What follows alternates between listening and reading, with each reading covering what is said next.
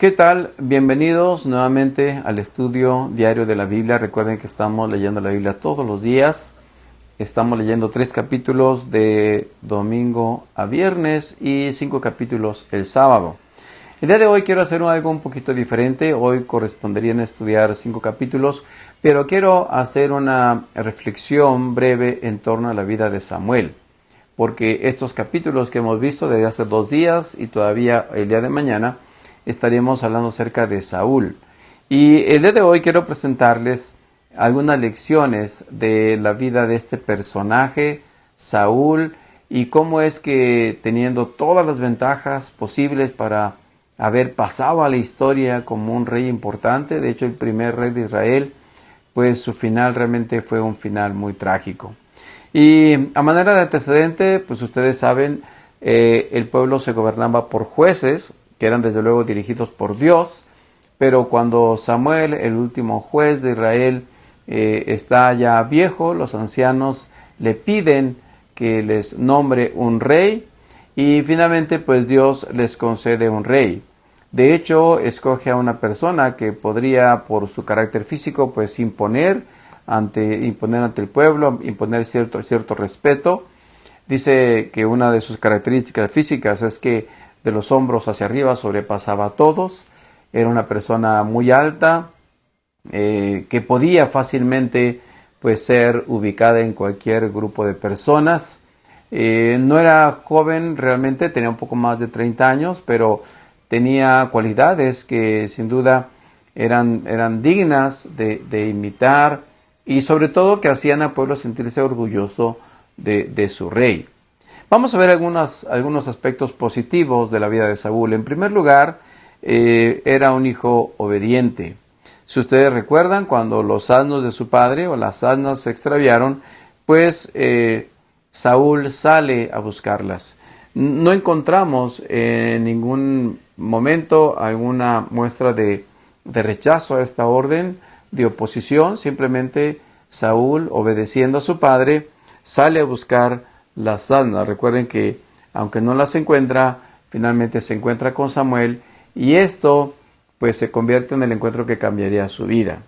Otro aspecto positivo, el segundo que encontramos de Saúl, es que era una persona muy humilde. Cuando Samuel le dice que él va a ser rey, Saúl dice, pero soy de la tribu más pequeña de Israel, que es la de Benjamín, y además mi familia, la familia de mi padre, es la más pequeña en Israel. Él entendía y reconocía que no tenía las cualidades sobresalientes que quizás el pueblo esperaba. Inclusive cuando ya lo presentan ante el pueblo y Samuel dice, aquí está el rey, pues no lo encuentran. Él estaba escondido entre el equipaje porque quizás no quería ser expuesto ante el pueblo. Y es una característica positiva, no era una persona que hablaba de sus logros o hablaba de sí mismo, era una persona humilde. El tercer aspecto positivo es que físicamente era atractivo. Dice la Biblia que era joven y hermoso. Primera de Samuel 9:2 menciona que era hermoso y entre los hijos de Israel no había otro más hermoso que él. Y luego menciona el aspecto de la estatura. Así que físicamente, digamos, tenía los elementos que podían hacer que la gente se sintiera atraída hacia él. Era físicamente atractivo. Número 4, fue usado por el Espíritu Santo. Dios le cambió el corazón cuando se encontró con el grupo de profetas y dice el texto que el Espíritu de Dios vino sobre Saúl y profetizó con poder. Y bueno, elementos muy positivos, especialmente en el aspecto espiritual, que significaba en cierta forma pues ser dirigido por Dios.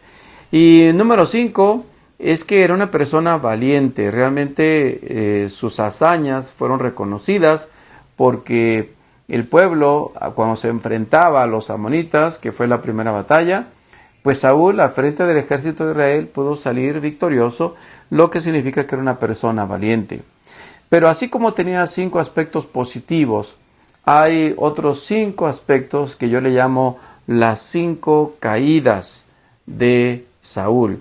Una caída más bien en 5 pasos que finalmente lo llevaron apartarse de Dios. Justo cuando estaba en la cima, cuando estaba en la plenitud de su poder, empezó a descender y finalmente pues veremos cuál fue el final.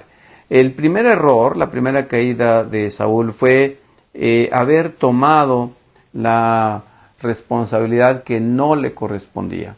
Samuel había dicho que tenía que esperar durante 7 días, pero después de que pasaron los 7 días, Saúl está con su ejército, los filisteos están enfrente, inclusive algunos de sus soldados se está desanimando, se están yendo, están desertando.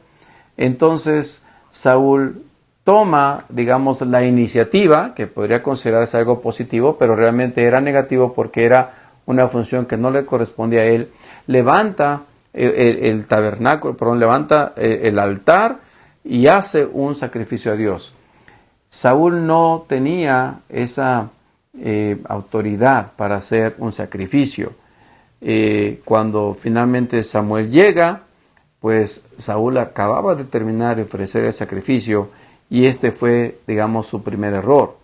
Su segundo error fue cuando al enfrentarse al enemigo da una orden totalmente irracional. Lo vamos a leer en el texto. A Saúl se le ocurre decir: cualquiera que coma pan antes de que se haga de noche será maldito. Y el texto dice que el pueblo no había probado pan. No había probado pan. Así que se imaginan cuando el pueblo no había comido, estaba cansado, y a Saúl se le ocurre decir: nadie va a comer nada. Finalmente esto terminó en una tragedia, porque dice que cuando el pueblo llegó finalmente al terminar el día, al terminar la victoria, se abalanzó sobre los animales y comieron con sangre. La tercera caída pues fue cuando desobedece a Dios. La orden de Dios era: ve y destruye a Amalek. Eso lo encontramos en el capítulo 15 de Primera de Samuel. Y Saúl no destruye a Amalek, perdona lo mejor del ganado, perdona al mismo rey. Y entonces cuando Saúl se encuentra con Samuel, Samuel le pregunta: ¿qué pasó? ¿Cumpliste con la orden que Dios te dio? Y Saúl dice: sí, lo hicimos todo, cumplimos. Pero Samuel obviamente sabía, dice: bueno, escucho ahí pues el sonido de animales y el mismo rey Amalek, significa que no obedeciste la orden. La cuarta caída pues sería un poco más dolorosa, más grave, cuando va a consultar a la divina. Está por enfrentarse al ejército filisteo y ya no estaba Samuel, para entonces ya había muerto, y entonces acude a una divina para que le haga traer el espíritu de Samuel. Todos sabemos que eso obviamente está mal bíblicamente, porque pues no se puede hablar con los muertos y sobre todo no se puede tener contacto con este tipo de personas. Y finalmente la última caída es cuando ya al verse derrotado le pide a su escudero que lo mate, porque se da cuenta prácticamente que la batalla está perdida. El escudero no se atreve a hacerlo, pues porque es el rey, y entonces Saúl se coloca sobre su espada y de esa manera muere, es decir, un suicidio prácticamente. Su escudero, cuando ve que Saúl hace esto, pues él también hace lo mismo y ahí mueren. Saben, a pesar de los atractivos exteriores, Saúl carecía de las cualidades superiores que constituyen la verdadera sabiduría. No había aprendido en su juventud a dominar sus pasiones impetuosas y temerarias. Jamás había sentido el poder regenerador de la gracia divina. Quiero terminar con un texto que dice lo siguiente: así que el que piensa estar firme, cuide de no caer. Saben, la situación hoy no es mejor que en tiempos de Saúl. A veces también podemos caer en el error de sentirnos mejores, superiores, inteligentes y hacer cosas que quizás desagraden a Dios. Que Dios nos ayude para poder aprender a depender de Él. Que no terminemos como lo hizo Saúl en esta forma tan trágica. Ahí quedó, digamos, la gloria del primer rey. Desde luego, para este momento Dios ya tenía a quien sería el sucesor, que era de la tribu de Judá precisamente, que era David, que aún era un jovencito. Pero esto ocurrió porque sencillamente Saúl desobedeció a Dios y fue desechado. Que Dios te ayude en este día para depender de Él, para hacer lo correcto y que tu vida te pueda terminar en éxito, así como se esperaba que terminara la vida de Saúl. Que Dios te bendiga, que tengas un excelente día.